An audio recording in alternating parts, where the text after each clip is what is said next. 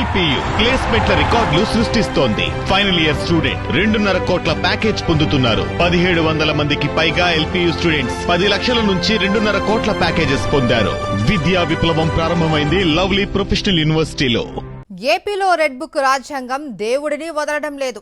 ఆలయాల పట్ల కూడా చంద్రబాబు ప్రభుత్వం వివక్ష చూపిస్తుంది. మాజీ సీఎం వైఎస్ జగన్ హయాంలో కోట్ల రూపాయలు వెచ్చించి అభివృద్ధి చేసిన ఆలయాలను ప్రారంభించకుండా కక్ష సాధిస్తుంది కూటమి సర్కార్. ఎక్కడ జగన్కు మంచి పేరు వస్తుందో అన్న అక్కసుతో ప్రతిష్టాత్మక ఆలయంలో మూల విరాట్ దర్శనం లేకుండా చేసింది. కూటమి ప్రభుత్వానికి జగన్ ఫోబియా పట్టుకుంది. ఆయనకు ప్రజల్లో వస్తున్న ఆదరణ చూసి ఓర్వలేకపోతోంది. జగన్ ప్రారంభించిన పథకాలను నిలిపివేసింది. చివరకు ఆయన హయాంలో ప్రారంభమైన ఆధ్యాత్మిక కార్యక్రమాలను కూడా ముందుకు సాగకుండా చేస్తోంది కూటమి సర్కార్.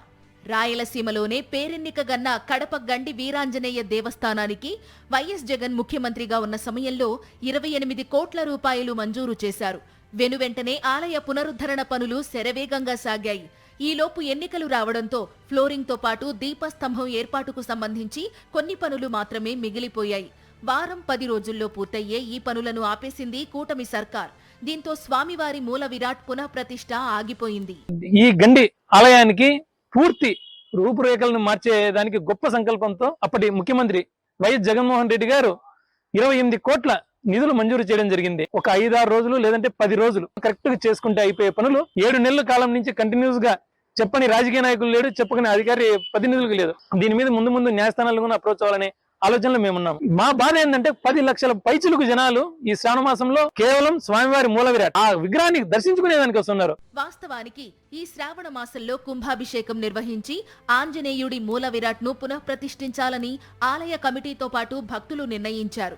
కానీ కుంభాభిషేకానికి అవసరమైన నిధులు ఇచ్చేందుకు కూటమి ప్రభుత్వం అంగీకరించలేదు. కనీసం పెండింగ్ లో ఉన్న 5% పనులు కూడా పూర్తి చేయకుండా ఆపేసింది. ఇప్పుడు ఆలయ పునఃప్రతిష్ఠ జరిగితే వైఎస్ జగన్ కు మంచి పేరు వస్తుందేమోనన్న అక్కసుతోనే ప్రభుత్వం ఇలా వ్యవహరిస్తోందని భక్తులు మండిపడుతున్నారు. ఫస్ట్ 14 కోట్ల రూపాయలు జగన్ గారు మాకు మంజూరు చేసినారు. ఆహారోత్సవము, దీపస్తంభము, సప్పట దీనికన్నిటికీ 12 కోట్ల రూపాయలు మళ్ళా వెచ్చించినాడు.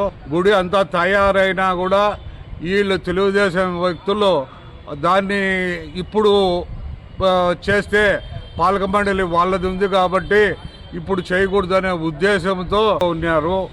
ఆలయ పునరుద్ధరణలో భాగంగా గత 2 ఏళ్లుగా భక్తులకు మూల విరాట్ దర్శన భాగ్యం కలగలేదు.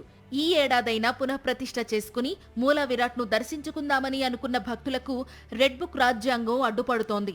ఫలితంగా ఈసారి శ్రావణ మాసంలో కూడా స్వామివారిని బాలాలయం నుంచే దర్శించుకోవాల్సిన పరిస్థితి ఏర్పడింది.